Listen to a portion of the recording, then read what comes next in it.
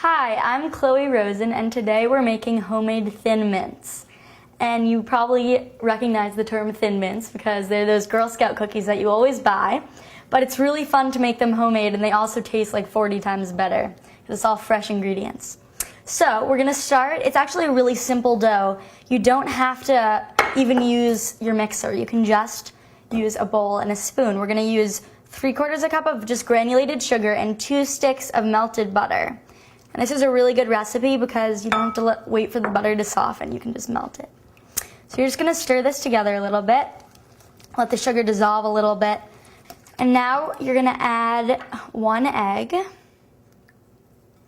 And so you can kind of see it's like a little bit of a buttery mass. It's kind of cool. So we're going to add our chocolate. This is 1 cup of bittersweet or semi-sweet chocolate chips that I've already melted. I'm going to add that right in.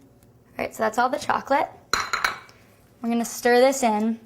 It's kind of a lot of chocolate for the amount of butter, but that's why it's really good. So now you're going to add your vanilla. You just have 1 teaspoon of vanilla, just like you normally put in baked goods. I'm going to stir that in. And then the special thing for this recipe is the peppermint extract. So you put a little splash in. Sometimes it depends on what kind you have. So sometimes it might be like a little more potent or less potent, so you should just try it out. So this is our wet ingredients that are done. And now we're going to just quickly sift some of our dry ingredients onto one of these plastic sheets that I have, which I love to use for baking because a lot of times you have to sift dry ingredients and then you don't have to use a whole nother bowl. So I have my sifter, and I have 1½ cups of just all-purpose flour. You don't need cake flour.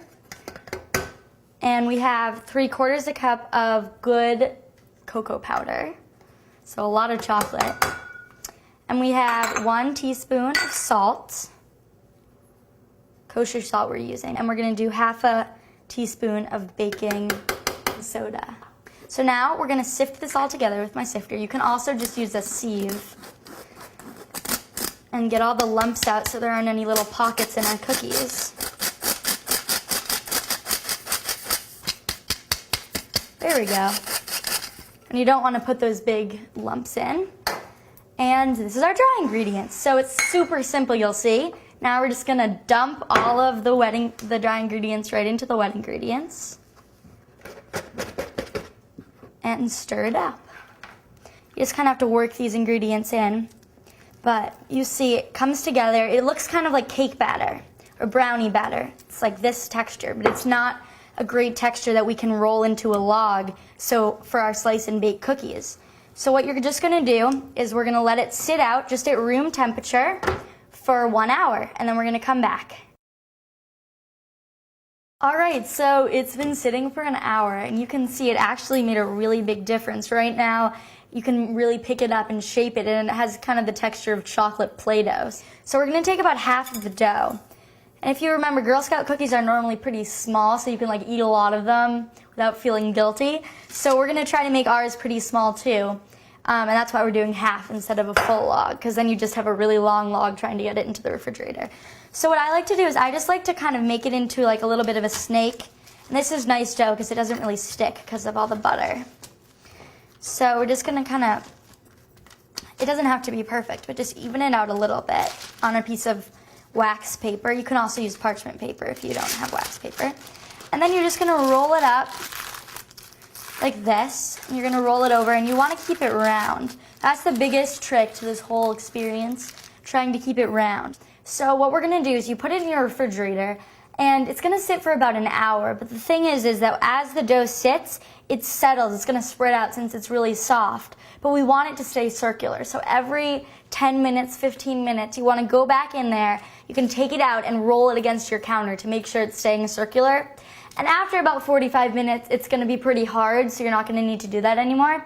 And then after about an hour, it's going to be very hard. And then you can either take it out, slice it up, and bake it off, or you can leave it in your refrigerator for a day or two, and it also can freeze up to a month. You just want to make sure to take it out and put it in your refrigerator to thaw before you use it after it's frozen.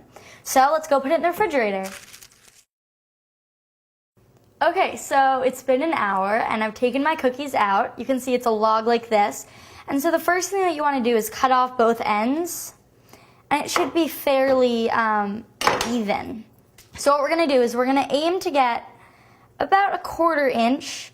You can kind of fiddle around with how you like it, because I personally like them to be really crispy and thin, but you can kind of see how it works out, also depending on how large you plan on making them. So we're just gonna lay these out. If yours is a little off-shaped, you can always kind of reshape them a little bit before they go into the oven. So I'm just gonna cut all these up, and then I'm gonna pop them into a 325-degree oven.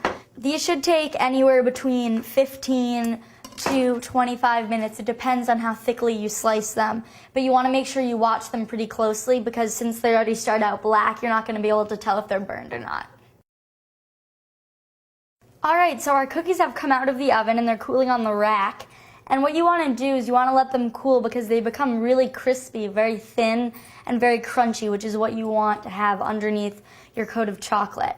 So what I've done is I've taken the chocolate chips and I've just melted them in a double boiler, and the only key for this recipe is you need to get good melting chips, because some of the lower quality chips actually melt up really grainy, and so you're not going to have a very nice finished look. It'll still taste really good, but so we're using Ghirardelli, which isn't the fanciest, but it melts super well, so it's really pretty finish. So we've just melted this for a few minutes until everything was smooth, and now we're going to add 3 teaspoons of peppermint extract. And once again, you can kind of play around with how much you add based on how strong the brand you use is. But you want to work this in because it tends to separate a little bit. So you just kind of want to stir it up until you don't see any of those little wavy lines. And we're also, just to add a little bit more gloss, just going to put in 3 tablespoons of softened butter. And this makes it really shiny and really pretty. So you don't need to turn the heat on, you can just kind of melt it with the excess heat. So now what you want to do is you kind of have to figure this out for yourself, how you like to dip. I personally really enjoy just doing it with 2 forks, and you kind of figure it out based on how thick your chocolate is. But normally I don't touch the cookie because it'll break it, but you just kind of have to toss it between your things and just kind of let the excess chocolate drip down through the fork, and it seems like it's not really doing anything, but after a few minutes it'll all drip right through. So you just want to get it nice and covered so it's nice and smooth. Get all that chocolate off the bottom, and then we're going to put them right on our baking sheet right here that I've lined with parchment, and just scrape it right off. You want to do it in a way that you try not to get a little pool of chocolate around it. I'm just going to keep dipping these, and once I have a full tray, I'm going to put them in the refrigerator for about 25 to 30 minutes until they're firm, and then we'll enjoy. Alright, so here are our homemade Thin Mints just from the refrigerator, and they're really delicious. You can make them as holiday cookies or just any time for an afternoon snack, and enjoy.